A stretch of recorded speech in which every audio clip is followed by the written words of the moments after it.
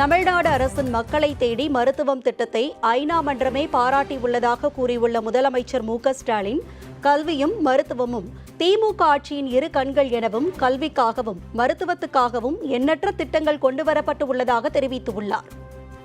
கல்வியும் மருத்துவமும் இந்த ஆட்சியோட ரெண்டு கண்கள்னு சொல்லி கல்விக்காகவும் அதே அளவுக்கு மருத்துவத்துக்காகவும் ஏராளமான திட்டங்களை செய்ய தொடங்கணும். நம்ம மாண்புமிகு மா சுப்பிரமணியம் அவர்கள் இந்த துறையை மிக சிறப்பாக வழிநடத்திட்டு வர்றார். அதனால தான் ஐநா சபையை விருது கொடுத்து மக்களை தேடி மருத்துவ திட்டத்தை பாராட்டியிருக்கு. இந்த முகாம்கள் மூலமா இதில் பயனடையக்கூடிய எல்லோரையும் அவங்க நலனும் பாதுகாக்கப்பட்ட உறுதியை நான் அளிக்கிறேன். மருத்துவ பணியாளருக்கு நான் சொல்லிக்கிறது, உங்க குடும்பங்களை ஒருத்தரா வந்தா எப்படி கவனிப்பீங்களோ அதே மாதிரி இந்த முகாம்களுக்கு வர்றவங்களையும் அக்கறையோடு பரிவோடு நீங்க கவனிச்சுக்கணும். எதுலையும் எப்பவும் தமிழ்நாடு தான் நம்பர் 1 இருக்கணும். இதுதான் என்னுடைய விருப்பம்.